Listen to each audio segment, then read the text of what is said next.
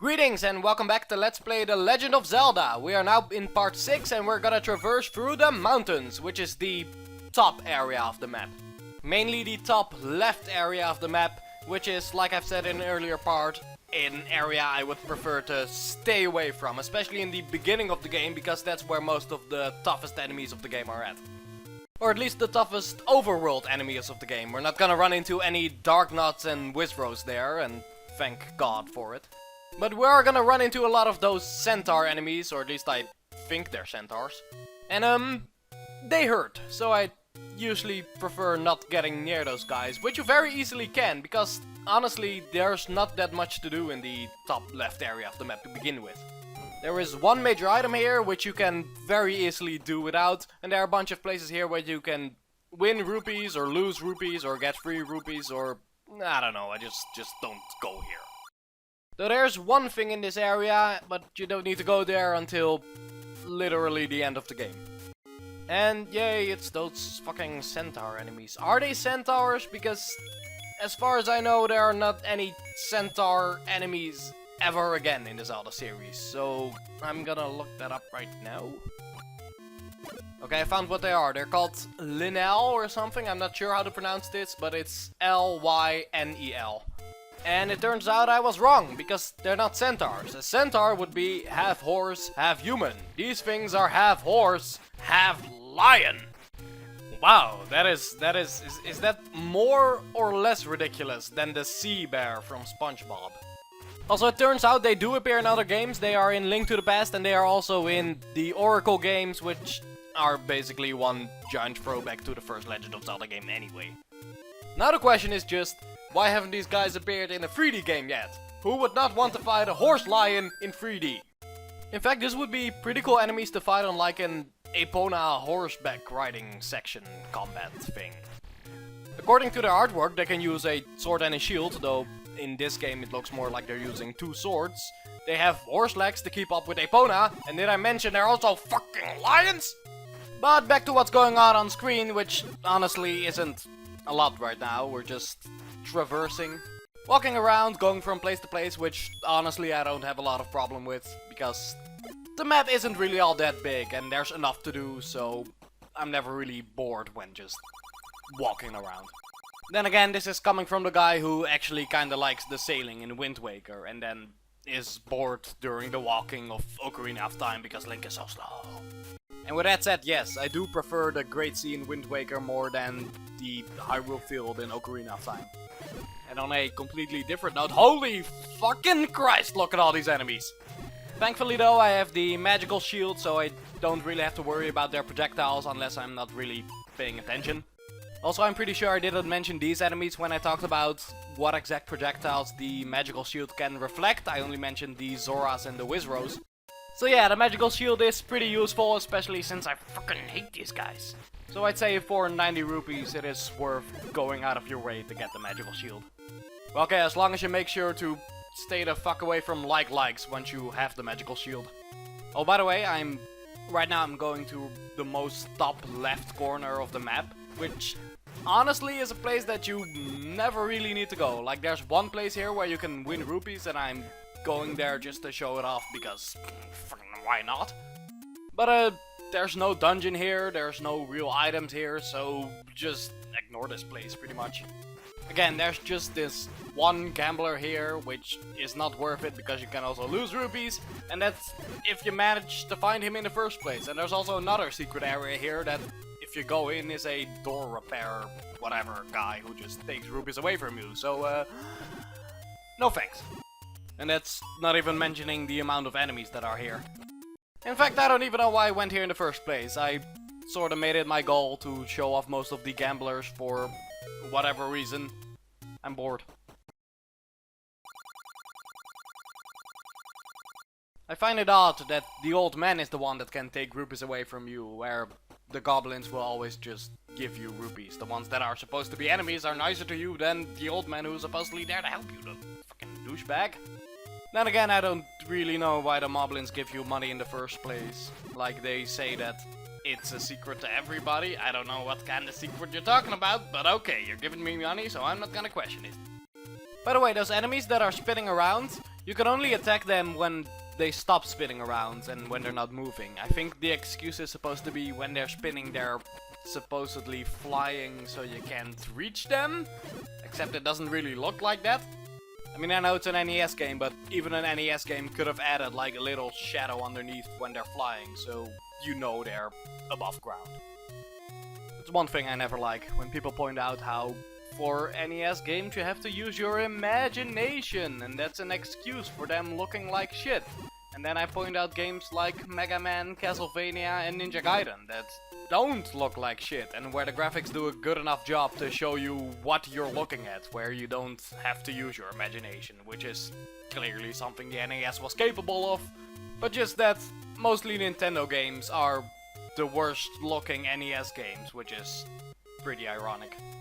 You also can't really say it has anything to do with when the games came out, because I think Castlevania 1 looks better than the third Mario game, and that came a year before.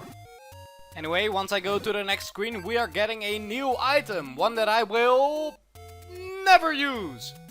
Go to this screen and push the statue on the upper right and it will reveal a croissant. Well, it's supposed to be like a power bracelet, but I like calling it a croissant.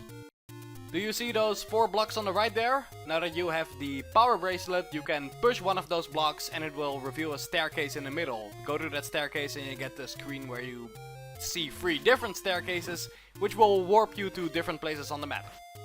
And obviously there's more than one of these warp zones, there's a total of 4 on the map. And I never show any off because it just wasn't convenient for the specific route I was going in this game. Also, at this point I already have the recorder item, which is more useful, mainly because you can use it from anywhere, you don't have to find a specific warp zone, and it can warp you to 8 different locations as opposed to the 4 that the power bracelet can bring you to. So those are 2 reasons why I don't show off the warp locations, the third one being I kinda forgot they existed, even though I did remember to get the croissant, I mean the power bracelet. Well, actually I do have a reason why I made sure to get the power bracelet, and that's because I thought I had to use the power bracelet to push one of these particular graves out of the way. But after one quick Google search I found out that no, you can push this grave at pretty much any point. And the reason we are committing grave robbery in the first place is because of this thing. This is the magical sword, which is another sword upgrade just like the white sword. For that one we needed 5 hearts, for this one we need 12 hearts, which I do have.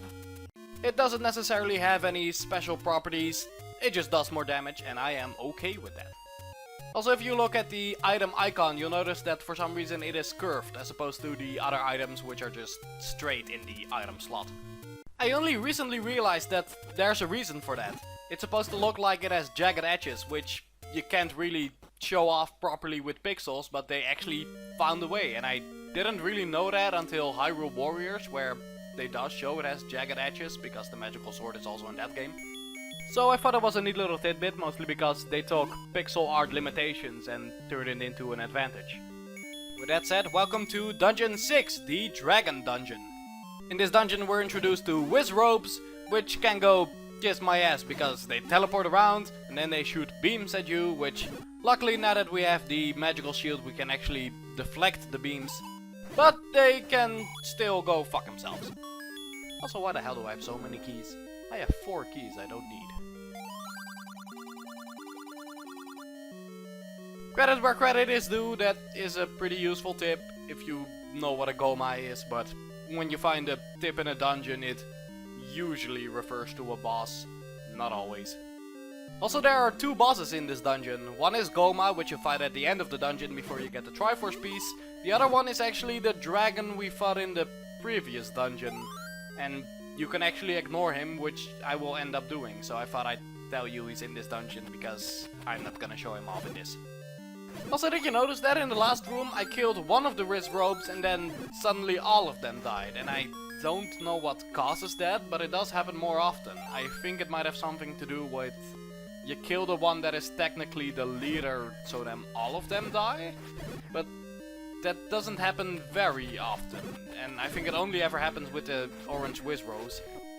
And yes, I said orange Wizrobes because later we're also gonna run into blue Wizrobes, which have slightly different behavior, mainly in that the orange ones will only ever move by teleporting, and the blue ones, which you can see on screen right now, will actually move around a lot, though you can also see where they are teleporting to. Also fuck rooms like this, because it has a bubble in it. When those hit us, we can't use our sword, which makes it that we can't fight off the like-likes. If the like-likes eat us, it takes away our magical shield, which then makes the Wizropes harder to deal with, so fuck everything. I do like the Wizrope sprite. I mean, ignoring the fact that they kinda look like members of the Ku Klux Klan, they always have their hands in the air like, yay! The Poes, which are the little ghost enemies you'll see in the cemetery, do the same, and it's like, oh, I'm gonna get you, gonna get you. Really, it's just fun to purposely misinterpret an 8-bit sprite. Also, nope, not doing this, not fighting any enemies in this room. I'm not gonna chase around teleporting enemies with a bunch of blocks in my way, no thanks. Oh god, there's more, Jesus!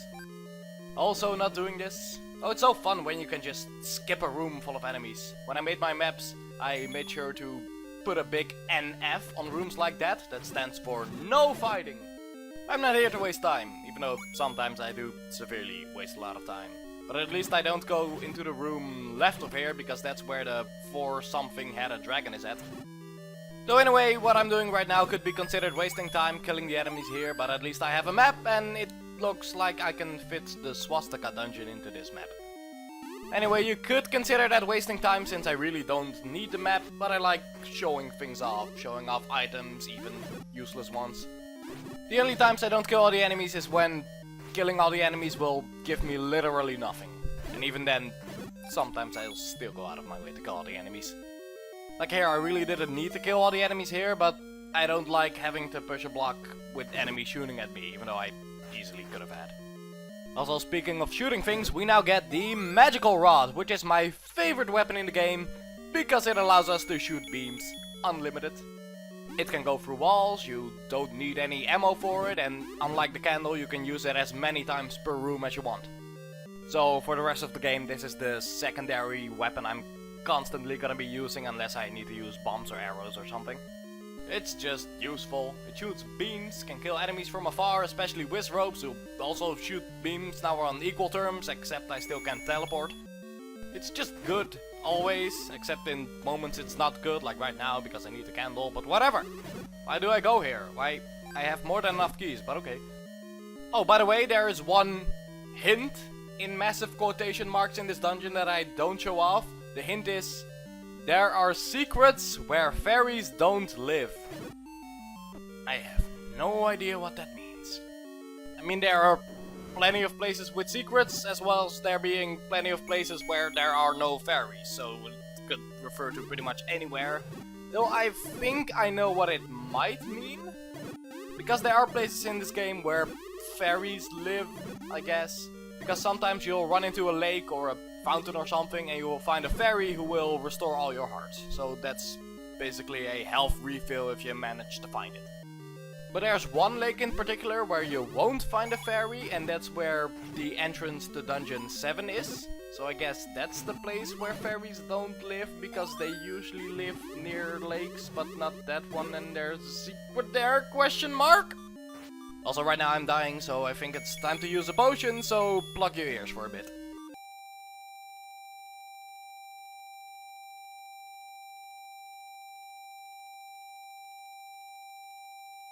Well, that was obnoxious. I think I need an Advil. Link's health went up, but I think my personal health kinda went down from that. Anyway, back to what I was saying about that hint. It's still a really bad hint. Because even if I'm right about the whole lake thing, that means that I was only able to figure out what the hint was because I already knew the answer, which I'm pretty sure is pretty fucking backwards, and the hint is supposed to help you figure out the answer and not the other way around. So that is, stupid. That is stupid. By the way, this is supposed to be the dragon dungeon. I don't see it. I don't see how this map looks like a dragon.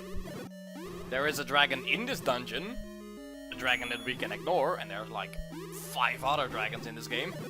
I'm just gonna ignore that and talk about how awesome the magical rod is. Look at this shit. I just got hit by the bubble, meaning I can't use my sword. But I don't care, I have a magical rod. Yay! Now, if only this was Hyrule Warriors, where the magical rod could also function as a giant battle axe. And now to awkwardly change the topics, I'm gonna talk about some enemies. These enemies on screen right now are called fire, and when you hit them they turn into 2 red bats, or keys rather. I don't know why bats are called keys. Also earlier I talked about the ghost in the graveyard. I actually got their name wrong. I called them posts, they're actually called genies, which is like genie, just misspelled. Also I think the creatures that live in the water, I keep calling them Zoras. They're actually called Zolas with an L instead of an R, but that could very easily just be a translation thing. In later games they're called Zoras anyway. You also have these weird things on the side here that will go towards you once you step in between them. I don't know what they're called, they're not in the manual or anything, even though rocks are in the manual. Rocks are considered an enemy, but not these things. Anyway, it's boss time. It's time to fight Gohma, this big ol' spider thing with a giant eyeball that is very weak to arrows. This whole boss is pretty much shoot 1 arrow into his eye and he's dead. You just need to get it right, and he moves around a lot. The hitbox is pretty small and he doesn't always have his eyes open. But yeah, you need the arrows for him. That basically makes the arrows a mandatory item. But that's about it for part 6, so see you next time in Let's Play The Legend of Zelda. See you then.